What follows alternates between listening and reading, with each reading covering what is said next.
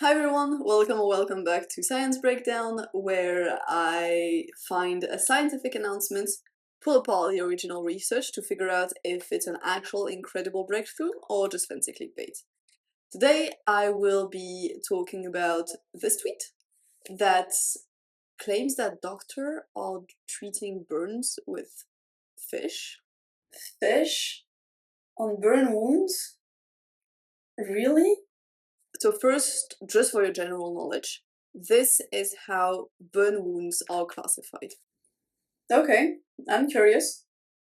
I'm not gonna lie, slightly disgusted. The first degree burn wounds are wounds that affect only the very top layer part of the skin, so the epidermis, and they usually heal pretty fast within like 7 days of the injury. The second degree burn affects both the epidermis and the dermis and can be categorized into two different options. Either the superficial partial thickness, so it's the epidermis and the papillary dermis here, or the deep partial thickness, and that is the epidermis and the reticulodermis. So superficial partial thickness, they do require daily care, but they usually heal in around 10 days. Deep partial thickness wounds are quite a bit more difficult to treat.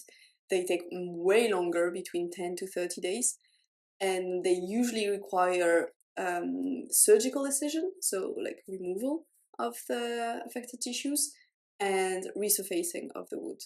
So what does resurfacing mean exactly? Are we putting burnt patient underwater and allowing them to come up for air only once in a while? Luckily not. Resurfacing means either removing the damaged layers or sometimes applying a graft. It's just relative to wound care. Then a third degree burn is a burn that affects the entire dermis, and these takes way longer to heal, like up to 3 weeks, and they also require the surgical incision, the resurfacing, and the daily wound care. And finally, because honestly I know you're here for the fish lore and not for the burn semantics, a fourth degree burn is a burn that will have reached deeper layers of tissue, so like muscle, fat, bones, and they usually require amputation, so like pretty bad ones.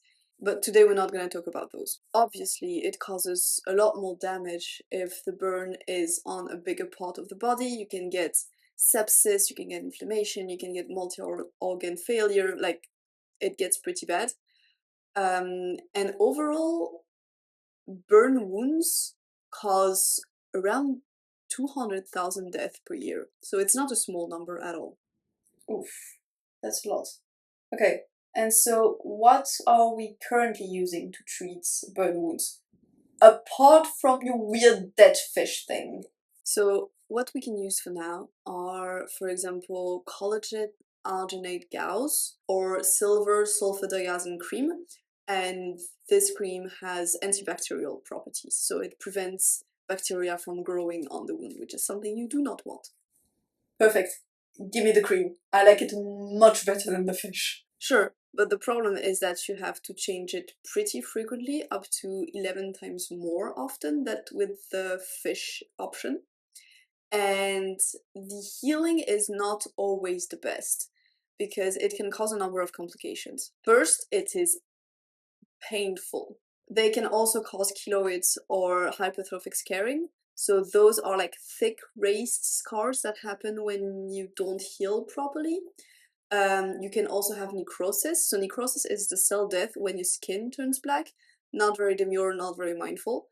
And it can also cause ischemia, which is a lack of blood flow to a part of the body, so a lack of oxygen, so this body part will die. Also, this cream is like slightly what we call cytotoxic. It means toxic for the cells, which means that your healing is going to be a little bit worse. We use it because it's antibacterial, but the healing is not going to be perfect. It will take a little bit longer, and the risk of function problem is increased.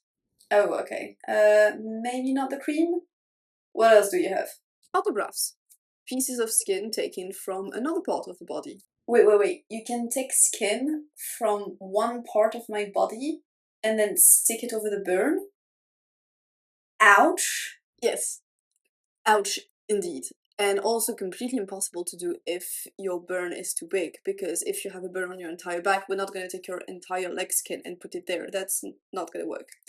Right now, there are a few companies that are doing something really, really cool. That is, they take a small biopsy of your skin, so a little piece, and then they take it in the lab, they make it grow. So at the end, it's still your cells, but it covers your entire wound. And this, for example, is a photo of the company Cutis, Cutis, no idea, that is doing exactly that. And so far, they can take 4 square centimeters from the biopsy and do 40 square centimeters piece. So really, really cool. For me, this is going to be the future of skin grafts, but again, only if you're in a country where you have a lot of money. I see. As always the same. We have all the good stuff. Okay, what else? Allografts. So same thing than before, but from a donor. By donor, you mean That person. Yes. I know it feels weird, but trust me, if you have major burns on a huge portion of your body, you will be very grateful that someone donated their organs. That's true. Okay, I need to go make sure I'm an organ donor, by the way. You can do that. And in the meantime, we have reached the last option, xenografts. So I don't know if you noticed, but you had autograft, auto from yourself, allograft, which is still from a human, but from another person, and a xenograft, it's the same word as in xenophobic. And xenograft means that it's a graft from an animal, usually a pig. Huh? I don't know if I prefer to have pig or fish on my skin. Ugh. The most important is that you don't die of your burn, right? Right. But also skin from mammals have been shown to transmit disease. So hear me out about the fish, okay? Sure. Now that you've hyped it up that much. In most studies, they have used tilapia fish. Look at that cutie. So it is used for dressing. No, not this dressing. Which means bandages around the wound, basically. And it is used because it has surprisingly very similar physical property to the human skin. For example, in terms of tension ability, so like the amount it can stretch, also the moisture content, so how basically how wet it is, and the amount of collagen. And collagen, as you may know if you watch any ad from any beauty influencer, is very important to regenerate the skin. Don't start me on collagen from beauty influencer, that is not the point. I might make a video on that, but collagen, main protein in your skin, very important for skin regeneration. And if you got confused with the word protein, you can watch my previous video where I explained what it was. It was very interesting. We talk about Nobel Prize, we talk about AI. It was fascinating. Trust me, go there. Let's go back to topic. As I was saying, we use it mainly because it is very similar to the human skin in the end. Wait, you mean I'm similar to that? Yes. Yes, you are. Sorry that you had to learn it like that. Aww. So now, why is it so cool? First, I have to say that it is fairly new in modern medicine. Of course, not fairly new in general, but basically they did the first clinical trial in 2017 in Brazil. There, they don't have enough donors, so they kind of have to get creative. And not gonna lie, it's such a shame that it's taking so long to reach modern medicine because it's such a cool technique. But in the end, better late than never. As I said, first it has a very high content of collagen, which is very important, but also it has molecules inside the fish that tells the skin to secrete more collagen by itself. So it's double the power of healing. It also has antimicrobial properties, including against the MRSA, which is the methicillin-resistant Staphylococcus aureus, which is a skin bacteria that is quite dangerous, and this one is antibiotic resistant. You know what? Antibiotic resistant bacteria sounds really bad. It's even worse than it seems. Maybe I'll do a full episode on that. They put. One thing that is very important that makes it so we can use this fish skin is that it has a very low antigenicity, which means basically there is no immune reaction from the person who's being treated towards the fish. It doesn't consider that it's a different thing, and so it will not try to attack it. And that is so cool, because that means that the body will not try to reject the thing that is helping it heal, which is very nice. As I said, it adheres very well to the skin, and also a lot of proteins in the fish skin have a sequence. If you're lost about what a sequence is, watch my other video. It has a sequence that is very similar to human proteins that are here for pain relief and anti-inflammation. So overall, really cool. Very important, it has a really, really low cost, which is particularly important because the majority of the death related to burn wounds occur in low-income countries. So it would be really cool to have something that is a little more financially available. And also it would be super interesting in times of wars, because here you don't really have everything you need and you kind of have to improvise. A study showed that when they compared an allograft to the fish skin made it heal slightly faster than the allograft, and also it was 76% cheaper. So really, really, really nice. Also, the fish is quite abundant, and the farming of the fish is pretty easy, so that's also very good. That is indeed quite the deal. Also, they used it during the California fires a few years ago, and they used it to treat animal burn wounds, and it also seemed to alleviate the pain, because the bears who had it on their paws were able to walk back a lot faster than the one who had typical bandages. So, also very nice. Oh no, the poor bears. I hope they got the care they deserve. But very important as well, it leads to better angiogenesis than other methods. And angiogenesis means the creation of blood vessels. Angiogenesis. Okay, that's both a very difficult but also very cool word, but I don't think I'm gonna be able to flex my new knowledge very frequently. And also, it is very porous, so it allows for the human cells to move around and be able to repair the skin a lot easier. Oh wow, that sounds perfect actually. But so it's not used that much because people think it's ugly and disgusting?